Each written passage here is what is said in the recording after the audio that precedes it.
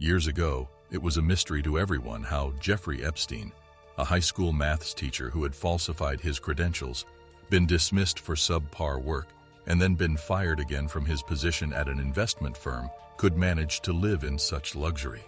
However, Epstein was hiding a much darker secret behind these closed doors. Terrific guy. Epstein, who was brought up in New York, spent the middle of the 1970s there as a maths and physics teacher at the exclusive Dalton School. While he never received a degree from a university, he had personally studied maths and physics. According to rumors, the parent of one of his pupils was so pleased that he connected Epstein with an influential partner at Wall Street investment giant Bear Stearns. The business, which managed client assets of value of more than $1 billion, 800 million pounds, became successful right away. Epstein quickly started spending his riches, reportedly on the largest private residence in New York, a ranch in New Mexico, and a mansion in Florida, as well as entertaining politicians, artists, and celebrities. But he also allegedly made an effort to maintain his privacy, avoiding social gatherings and restaurant dinners. Despite never being married, he dated ladies including Miss Sweden finalist Eva Andersson Dubin, as well as Robert Maxwell's daughter Ghislaine. "I've known Jeff for 15 years. Terrific guy." Donald Trump provided a quote to New York Magazine for a shot on Epstein. "He's a lot of fun to be with. It is even said that he likes beautiful women as much as I do, and many of them are on the younger side." Not a billionaire? The money manager claimed, in spite of several stories to the contrary, that he was not a billionaire in a one-page financial statement submitted by Epstein's attorneys on the 15th of July. He's still quite affluent, though. According to the report given to federal district judge Richard M. Berman, Epstein's net worth exceeds $559 million. Berman expressed his concern in court about the disclosure's lack of verification and audit. Epstein has over $56 million in cash and roughly $14 million in bonds as of June 30, 2019. According to the disclosure paperwork, Epstein has around $195 million in hedge funds and private equity, as well as approximately $112 million in equities. The paper also lists Epstein's holdings, which range from New Mexico to France. His New York City residence is reportedly worth $77 million, but Epstein's application, which claims numbers are based on a June 1, 2019 real estate tax bill, estimates the property's value to be closer to $55 million. The value of Epstein's Palm Beach property is roughly $12 million. The prices of his remaining properties are listed as follows: $17 million on a ranch in New Mexico, $8 million for a home close to the Arc de Triomphe in Paris, and $85 million for a home in the U.S. Virgin Islands, which is said to comprise the whole Little St. James Island. Conviction and plea deal. Epstein's first accusation dates back to 2005, when the parents of a 14-year-old girl reported Epstein to Florida authorities, alleging that he had abused their daughter in his Palm Beach residence. Photos of females were discovered all throughout the house during a police check of the residence. Billionaire capitalist Jeffrey Epstein executed crimes for over 20 years while remaining undetected.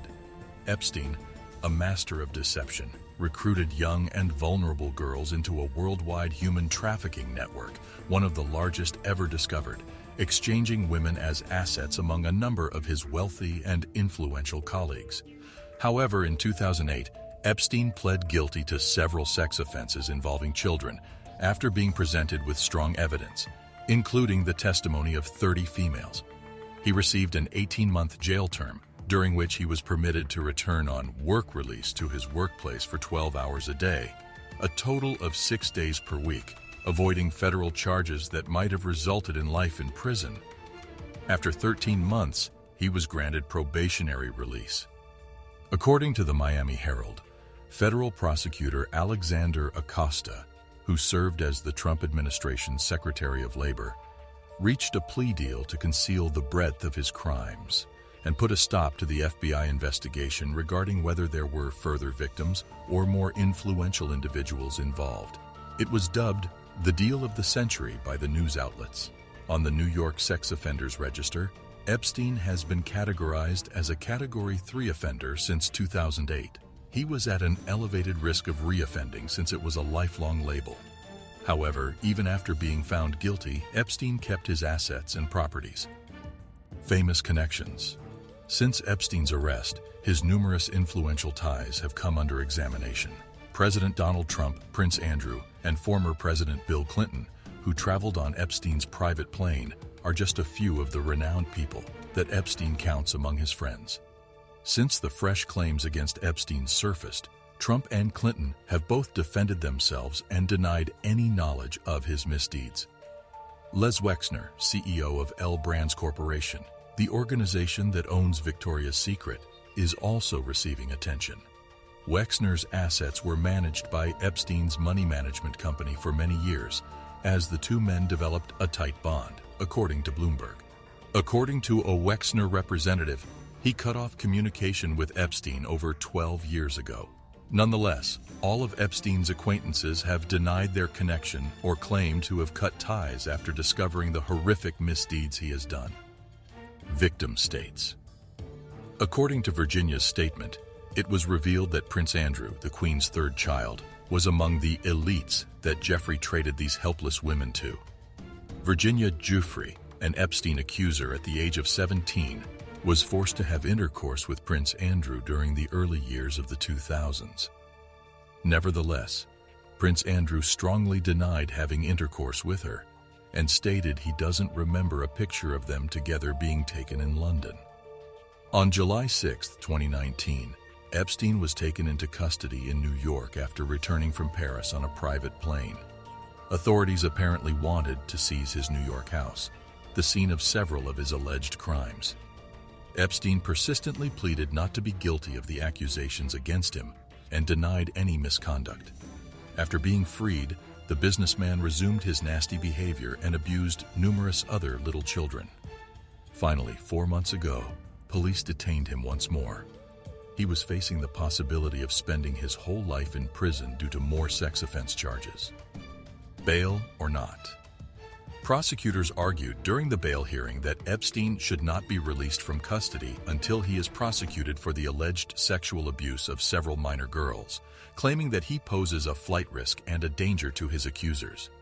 According to the Associated Press, authorities who searched Epstein's New York house also found piles of cash and dozens of diamonds, in addition to an expired passport bearing his picture and a false identity. At the hearing, 2 women who claimed to have been assaulted by Epstein spoke, pleading with the judge to deny him bail and warning that he poses a threat to public safety. During Edwards' speech, Courtney Wild, one of those women who stated that Epstein had molested her when she was just 14 years old, also spoke. She stated, "If you're a victim of Jeffrey Epstein, you already know what I know. Until he's in jail, he won't stop sexually abusing kids. He won't get away this time, as long as the victims come forward, I promise." Prosecutors informed Berman last week that a number of other women had come forth to accuse Epstein of abusing them while they were minors. Additionally, according to the prosecution, Epstein paid 2 individuals, including one former employee, a total of $350,000 in an alleged effort to influence them.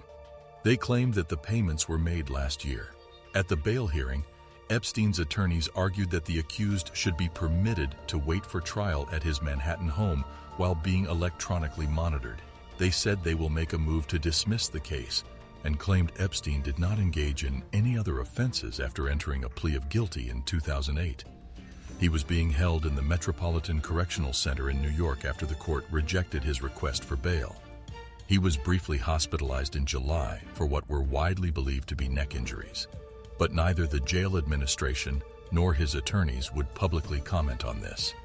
It was made apparent during his last court hearing on July 31st that he will serve a year in jail before going to trial no earlier than the summer of 2020. According to the prosecution, there should be no delay, and a speedy trial is in everyone's best interest. However, a month later, Epstein was discovered dead in his cell at the Metropolitan Correctional Facility in New York. According to Brown, the cause of death was determined to be self-harm, but many now wonder if it was indeed murder. However, both the victims, Virginia Roberts Giuffre and Courtney Wild, are committed to making sure that Epstein's horrific secrets are not forgotten along with him. and that everyone engaged in the sex ring faces justice. The Jeffrey Epstein saga is the tale of the most successful child sex trafficker in the world who, although operating for decades mostly undetected, managed to avoid public scrutiny, legal repercussions, and, ultimately, justice by passing away before going to trial. What are your opinions on this? Do you stand by the victims, or do you think Jeffrey had served his case through his death?